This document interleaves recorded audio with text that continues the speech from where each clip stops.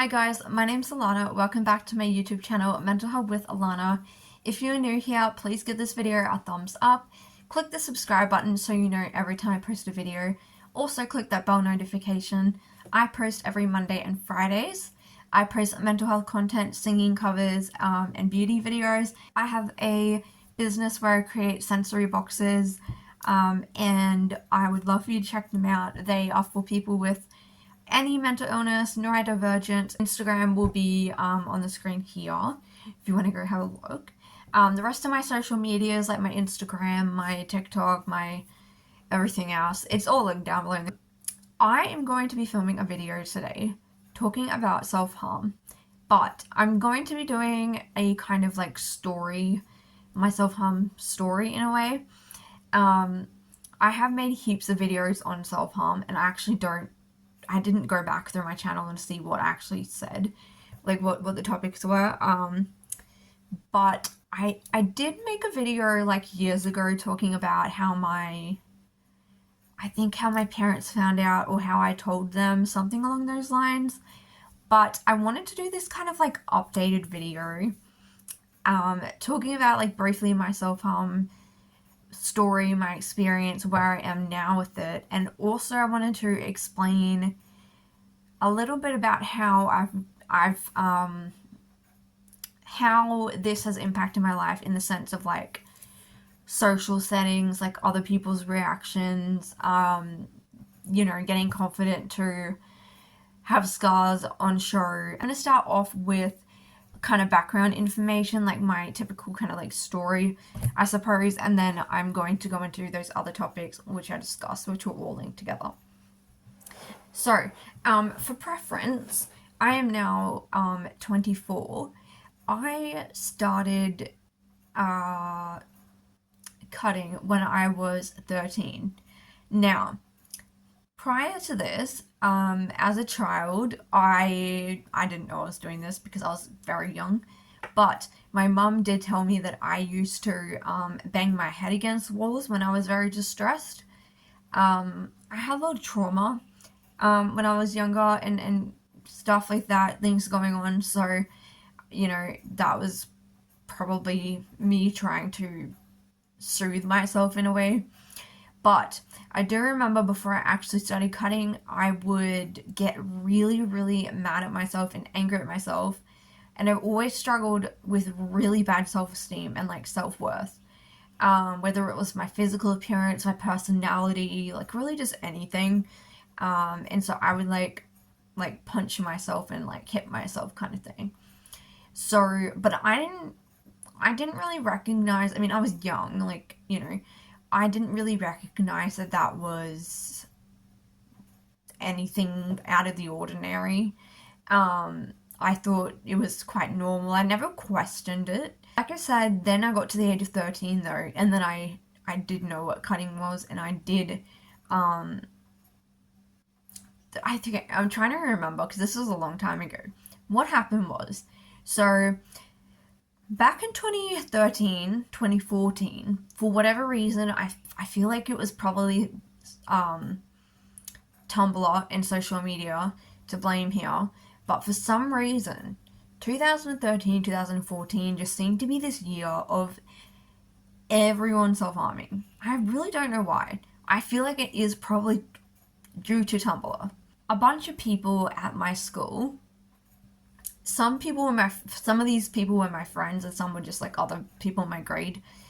They were like cutting at the time.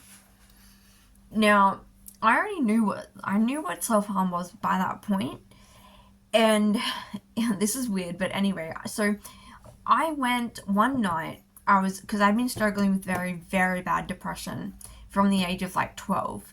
I had disordered eating, I had a lot of other issues going on. So I went to this church event. It was to do with, ironically, youth crime. Where I live now, the youth crime is horrific. It is bad. People are dying because of this. But back then, in 2013, they actually had like police officers and different people we met in like a community building, and we all just talked about like crime and like crime prevention and things like that. So it's basically just a bunch of teenagers from different youth groups and stuff like that. And we had like a bit of a party afterwards. I don't know why this topic got brought up, but we had to go in circles and talk about different things. For some reason, the topic of self-harm came up, and one of the questions was like, what do I do if I know that someone else is self-harming? Now, I knew what self-harm was at this point, but when that was discussed, it kind of brought it back to my mind. And I was feeling really, really depressed. I was having a lot of issues with friendships, you know, and I was just like really struggling. And so that just kind of brought it back to my mind. And I I think I came home because it went for a really long time, and I came home and I remember that was the first time I ever self-harmed. And I don't know, I don't think it didn't help in the way that it would help later on. I think like that first time it was more just, it was almost like I was in a state of shock that I had done something like that. And then I was stressed because I was like, crap, like, how am I going to hide this, you know? But luckily it was, you know, not any, I mean, all self-harm is serious, but it was not anything particularly bad. It didn't, you know, it wasn't going to leave like a mark later. Like, it was literally in a very small area and covered or whatever. But not long after that, I basically just started. I'm trying not to be triggering, so that's why I'm just trying to think about how to say this. I started cutting using things that were more dangerous, you know, that could do more damage, basically. So I just very quickly, it just went completely downhill. It got bad so quick. It was basically getting to the point where I was just, I think it'd been like 6 months at this point, and although the self-harm itself, and I hate using the word superficial, but I have to because I have no other way to kind of describe it, but although it wasn't like physically really bad, it was happening very, very frequently. And I was having a lot of issues with school, with friends. I had bipolar symptoms starting to kind of come out, things like that. And so and then also, like I was saying, for some reason, there was plenty of people in my grade who were self-harming, and I had two friends actually who, one had struggled with it and had stopped, but the other person was currently kind of doing it. So, you know, it was like a weird thing. And then there was the whole Tumblr thing, which wasn't helpful because that was triggering, you know, so there was numerous things going into it. And I kept it to myself for like, I'm not going to go into the whole like how my parents are now because I made the video before. You can go check it out. I'll link it. But I had a friend who had stopped doing it, and I went to school one day, and she saw something, and so she messaged me that night, and she was like asking me about it, and I was like, oh, because I do horse riding at the time. I was like, oh yeah, like, you know, it's just from like I use horse riding as excuse. Oh yeah, it's just from horse riding or whatever. And she was like, oh, are you sure? You know, basically, I ended up telling her, you know. So moving on from that, I yeah, I started doing it. I originally was like just mainly doing it on my arm, but then it was just becoming a nightmare to hide because where I live it's very hot. And I was having to wear jumpers and long sleeves, and it was just not good. Like, I could have gotten serious heat stroke. Like, it's very hot. So, you know, and I had to go to school, and we have to wear uniforms, obviously. So, you know, like your skirt would go mid thigh, and then you've got a shirt that comes to like down here. the point was I was very limited in where I could do it because I didn't want my parents knowing, I didn't want other people knowing, I didn't want the school to know, I didn't want, other than those two friends, I didn't want anyone else knowing. So I was very limited, which meant that it was very like contained into one area. So I just, after a few times, I just stopped doing it on my arm and I was like, I'm just going to do it on my upper thighs because no one's going to see it there. And so that was going on for a few years, and it wasn't physically to the point where it was leaving like a major damage. But I was not doing well in regards to the frequency of it. It was getting quite bad. And I have distinct memories of being at school, and because I didn't want to self-harm at school because I was worried that I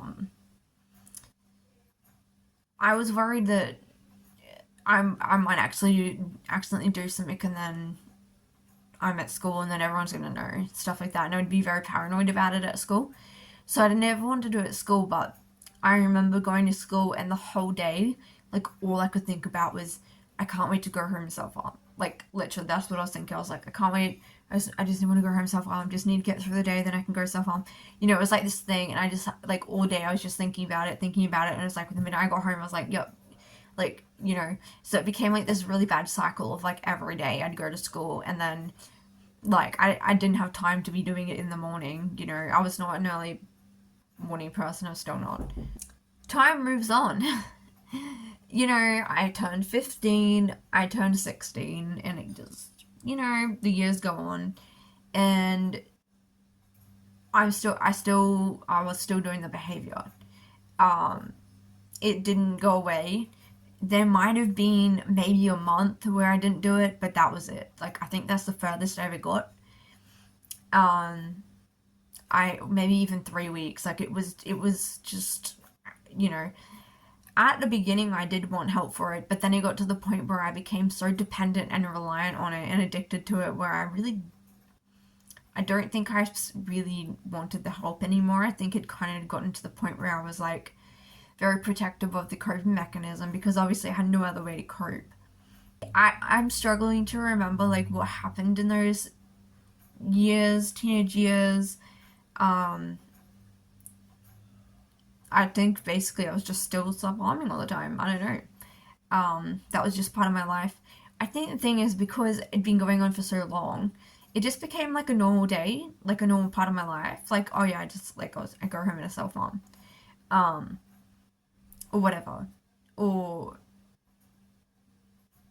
like I'd have like it was like habitual, actually. It was almost like a weird ritual thing, and it was just like, come home, do it, and then before I go to bed, and then I'd go to bed like being able to sleep, because I was like, oh, okay, I have relief now. And so I left school, I started working again. I was only doing it on really the kind of top part of my thighs. But the problem was that when I left school was that, obviously, apart from a bit of a uniform that I had to wear for work, and it was really casual, I basically could do it wherever I wanted. Because I could wear long pants, I could wear jeans, I could wear long sleeves, I could do whatever I wanted. So this made the area of where I was doing it like extensively bigger. And unfortunately, I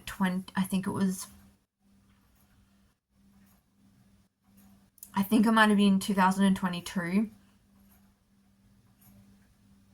maybe I don't know, 2021. I'm not good with the time period of that era of my life. It ended up getting to the point where it's getting really physically bad. Like, I should have been getting medical attention, but I never did. Except for one time. So this was becoming a problem, because obviously now I was still doing it very, very frequently. I would have periods of time where I would be doing it up to 5 times a day. I it's like, I tell people it's like being a drug addict, right? Or when you smoke, like I smoke. So it's like as soon as you get up, that's like the first thing that you think about, the first thing that you do. It's very like it's like a normal part of your routine. It's no part of your day. So I would literally just get up and I would go self harm, and then I just go about my day, and then I would self harm again, and then I just keep going with my day. And this like that was how it was. And it was just like this thing where it would get up to like 4 or 5 times a day. You know, and it was getting physically quite severe. So I got to the point where, you know, unfortunately, because I wasn't really restricted with where I could do it anymore, I got to the point where I didn't care if other people saw stuff anymore. Whereas before I was so secretive of it. I just got to the point where I was like so unwell that I didn't really care too much about having a bunch of new scars. And last year, I think it was, last year I had a really long period of being unwell, and I was like thrown back into self-harming, and it was probably the worst it's ever been, because the problem is the longer you do this behavior, the worse it needs to become physically, because your body builds tolerance to it. It doesn't really do anything for you anymore. You feel like you need to do it worse and worse. You start to feel like you can't self-harm good enough, which is ridiculous, but in your mentally ill brain, like, that's what you're thinking of. You know, and I went to, before I got admitted into hospital the last time, where I had like a 6-month stay, I went to see my psychiatrist before she admitted me, and you know, she always asks about the self-harm issue because she knows that's an issue for me. And she asked, and she wanted to like look at my arm, and I think the thing is that my arm is like horrific. You know, I'm trying not to be triggering or graphic, but it was bad, right? And so I had to show her, and I had to show the GP that was there, and honestly, to me, I didn't really have any feelings about it. I didn't feel, I felt a bit embarrassed about it, but I didn't actually have that many other feelings. And I remember like her reaction to it was just like, oh my gosh, like this is bad. And I was kind of just sitting there like, okay, you know. But that's the thing, because I'd been doing it for so long and it'd become really bad, I was just used to it. I was so numbed out by it, almost dissociated from it, and so it didn't concern me anymore. And anyway, fast forward through all of that, because of all of those, that, you know, all of that, like now I have substantial, quite bad scarring on both of my thighs. One of my like thighs are completely just covered, like every inch of it, from my top of my like thigh all like to my knee. And my other leg is not as bad. The scars are actually a lot worse, but it's not as like as much, but it still is quite bad. My arm, you can't really tell unless you're in person, but it is quite bad as well. Basically all my arm. I did get a tattoo up here and it covered some of them. Basically now I'm left with quite bad scarring. So now I'm moving on to the whole scarring part. So sorry, that was like such a weird, like long story of my self-harm. So if I seem very detached from it, I just have a hard time feeling any sort of emotion towards it anymore, because it's just such a, I don't know how to describe it. It's like, yep, I've done it, okay, move on with my day type thing. I find it's kind of, difficult to,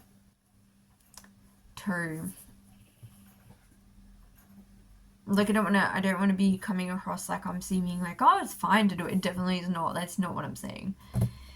Anyway, so moving on to the whole, you know, accepting scars and stuff. So at the moment, I'm at the point now where I have come super long way with self-harm. It's something that I am 100% wanting to stop. It's something I'm trying really hard to get out of my life. I've been doing DBT again, which has been really helpful. I've actually been making so much progress with it. But I still do have relapses. I still do have slip-ups. But they're not, they don't continuously go on and on. So before, if I'd slip up, it would be like weeks then of just me just going at it. Whereas now, if I slip up, it might be like a day or 2 days, and then I'm like back on track, and for like another few months, you know? So it's quite good. The only problem is, though, that when I do slip up with it, it is quite physically bad. And unfortunately, on 5 months ago or something like that, I got a very bad infection on my leg, like a big area, and it was horrific. I am telling you guys, be very, very careful, because that was not nice at all. I could barely walk. It was really bad. And I was in like so much pain. So, you know, anyway, so, you know, now I'm at the point where like I am doing a lot better with it, and I'm like, you know, got a very like good kind of coping skills set going for me. But obviously now the problem is having to deal with all these scars, and especially when, you know, wounds are new, when they've healed, they're going to be very dark or very pink or very raised or whatever it is, and that can be awkward.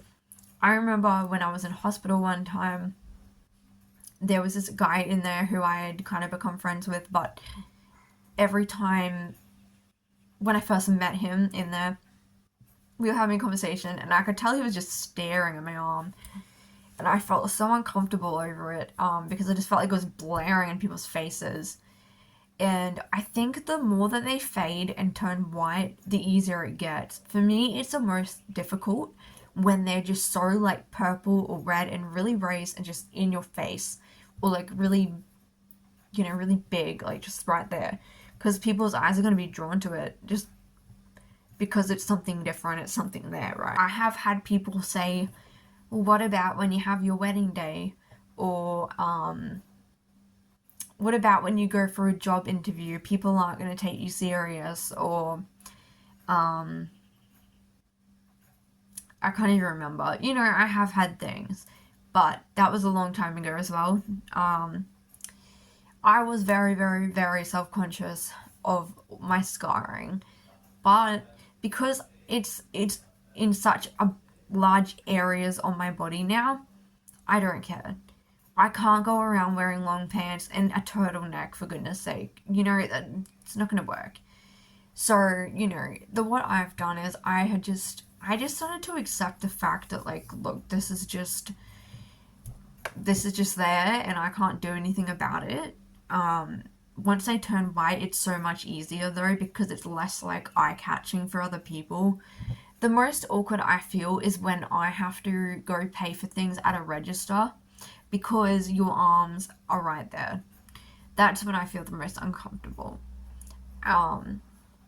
But generally now it doesn't bother me. And people, I think I can tell when people still look, but it's not. It's very much. I can tell they're just. I can tell they're just trying to have a quick look, and then they, you know. But to be honest, if I see somebody else with self-harm scars, I automatically look too. So it's just like a normal human thing. People aren't generally trying to be rude. It's just, you know.